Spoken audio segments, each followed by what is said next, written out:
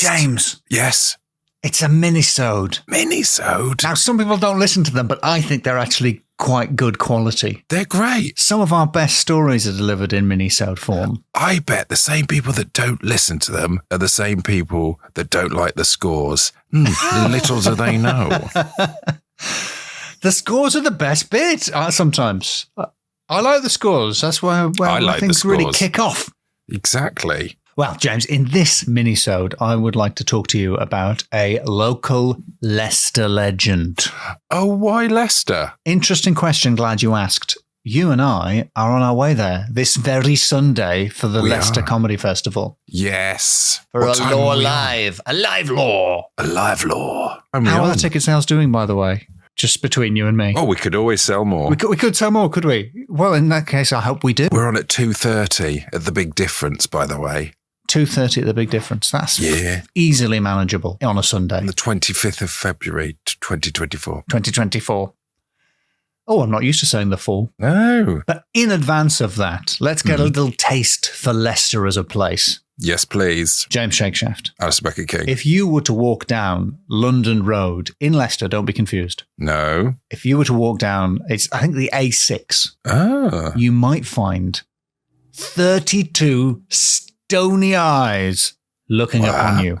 How could that happen? What kind of situation would you be in there? How could you anger 16 people like that? Or 32 pirates.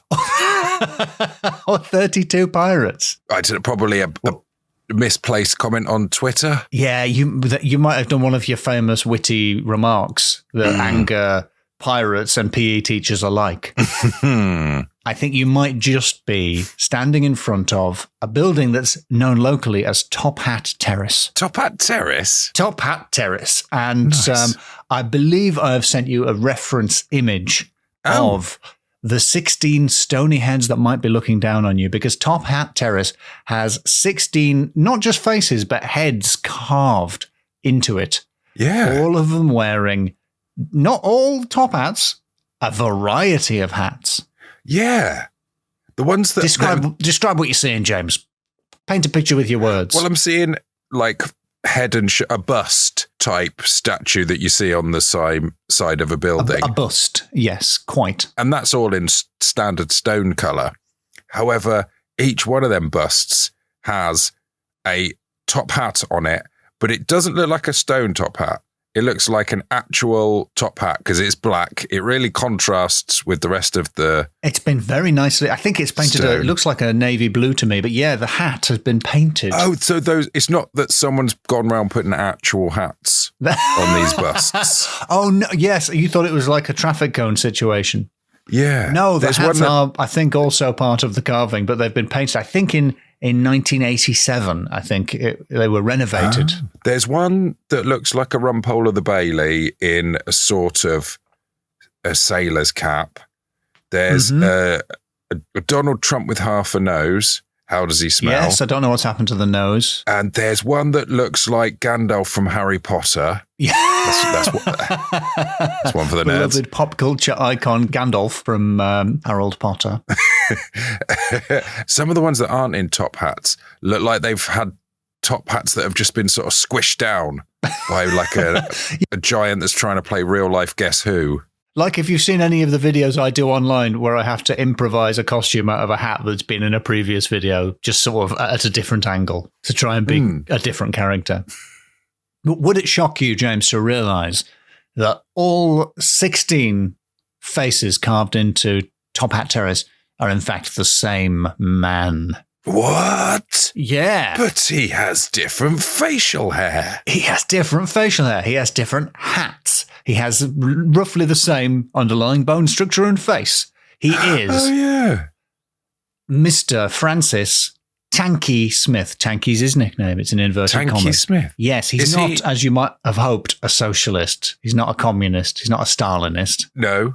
But Tanky is his nickname. Is this the sort of old version of like a sketch comedian, like you say? Like, is each one of these a statue rendering of one of his famous characters? Sort of. Oh, yeah. Sort of. But the punchline was him whacking you on the top of your head with his stick because he was a copper. Oh, was he? Not just a copper. He was Leicester's first private detective, according to a blue plaque on Top Hat Terrace. THT. Supposedly, the theory is he would tank you on the top of your head with his stick, and that was just one of the hilarious bits of policing he was known for. Oh, so that's why he's called Tanky. Tanky, yeah, because he was always hitting people. My two sources here are the BBC's Leicester Legacies website and the book Public Sculpture of Leicestershire and Rutland by Terry Kavanagh. Nice one, Tez. Now, according to Leicester Legacies, in 1836, the Leicester Corporation,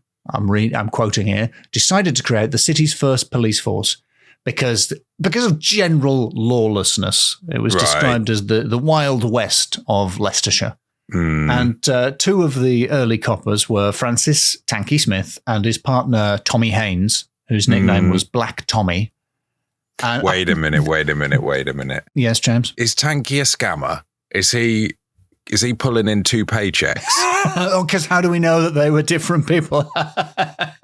Because I'm seeing that Tanky's got the ability to play up to 16 different people. The images I've sent it to you looks like when actors have different headshots. Yeah. All their range. What was the name of his partner? Tommy Haynes. Tommy Haynes. And what was his nickname? It was Black Tommy. Black Tommy. Is that because he would only ever be in shadows and never allowed anyone to have a proper look at his face? Perhaps he's standing quite far away. Apparently, he used his talent for disguise to get in with criminal gangs, which sounds very. If you Google his name, people say he was described as Leicester's Sherlock Holmes, or apparently a possible inspiration for Sherlock Holmes, though I can't find any solid evidence for that. But here's what BBC Leicester Legacy says: the heads carved in stone on Top Hat Terrace on London Road show the famous local detective as an array of bizarre undercover characters, including a bishop, a Quaker, and two jockeys. Now, what I would say to you is, apparently he was quite a tall guy. How many jockey characters do you need to infiltrate criminal gangs? You're like, he's a 6 foot tall jockey. Also, bone structure wise, yeah. It doesn't. I just don't understand how you could convince someone that you were one jockey, never mind two separate jockeys. Two separate jockey. Did it say that he was successful at being He was extremely successful. He was. Was he specifically as the jockey? It doesn't say how dressing up as two jockeys helped him catch criminals. Perhaps at the races, I don't know. He had one very famous case, but it was not as a copper, it was as a private detective. Was it infiltrating a wizarding school? Before I tell you about his famous case, I should tell you what Terry Kavanagh has to say about the building. So apparently the building was designed by his son, James Francis Smith. Great name. Great start to the name. And he, quote, had the spandrels above the arched windows and doors of the London Road frontage decorated with 16 carved heads portraying his father wearing various hats, wigs and beards. Whereas the 14 first floor heads show Tanky Smith in some of his many disguises, the two ground floor heads show him wearing the regulation top hat of the police force at the time. And it is this that gives the terrace its more familiar name, Top Hat Terrace. That's what Terry Kavanagh has to say in Public Sculpture of Leicestershire and Rutland. But his big case came when the High Sheriff, James Beaumont Winstanley, disappeared in 1862. He disappeared? He disappeared.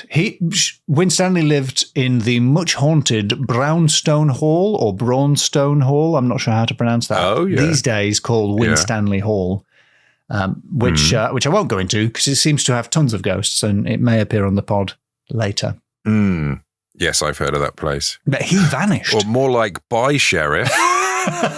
Well, he was found dead. So I hope you find that funny, James, sneering about a man's death. To be honest, all of our podcast is laughing about people who are dead. that is a lot of the podcast.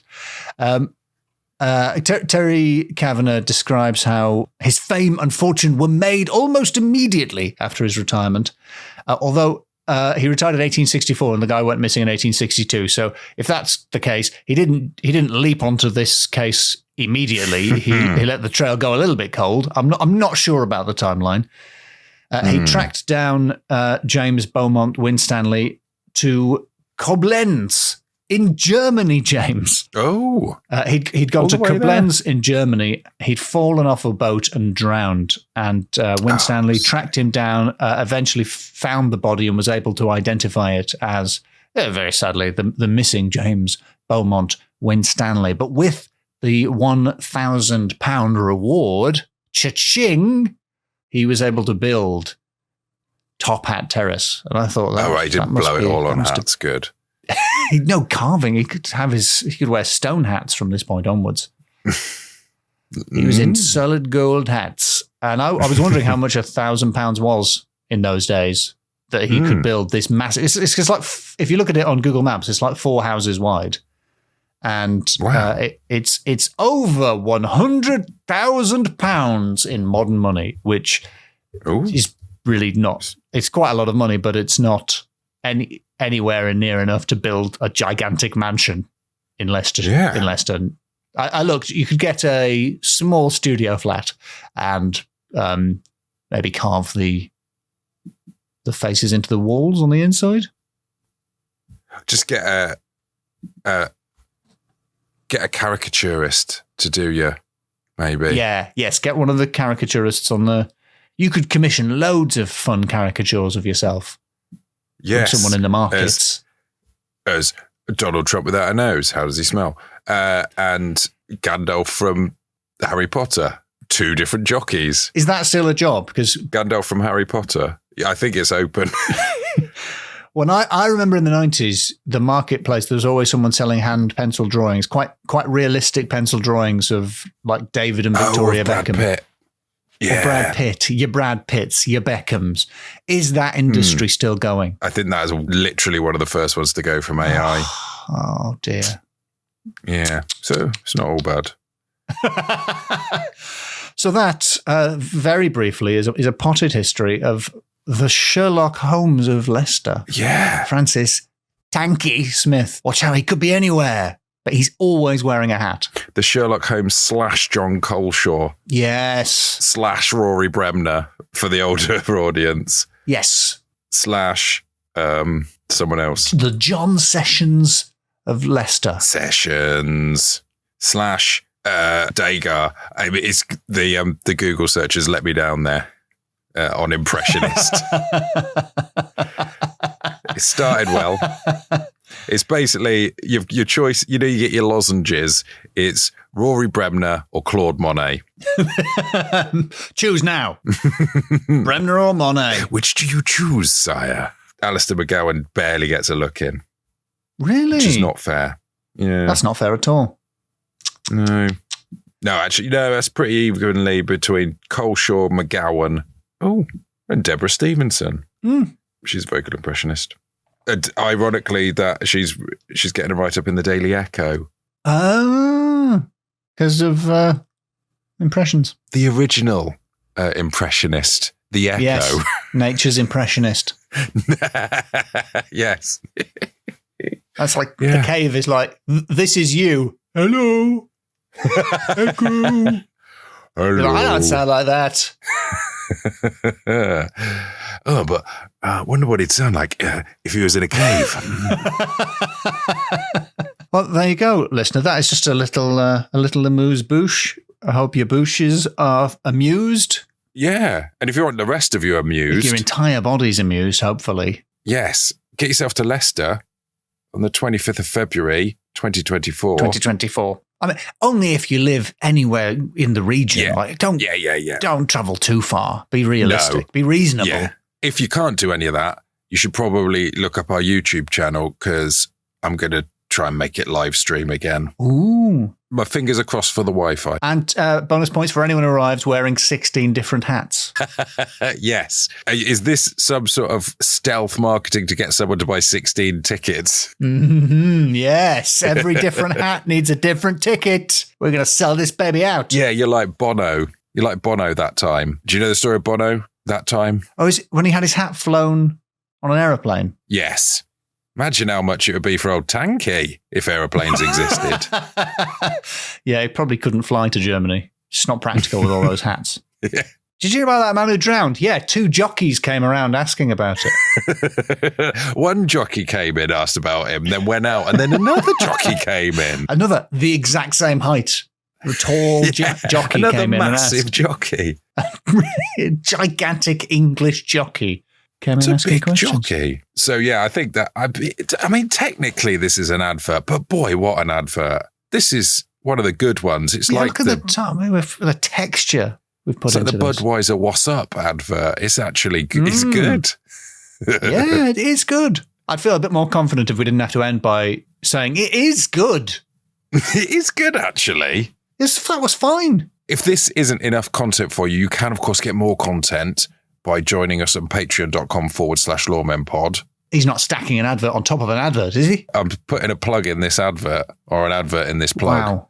And you James, get access to the Discord. What if the newly added content. adverts play at the start of this advert with an advert on top of it? What's happened to you, God. man? Right then, well, I better get researching. Get to work, James.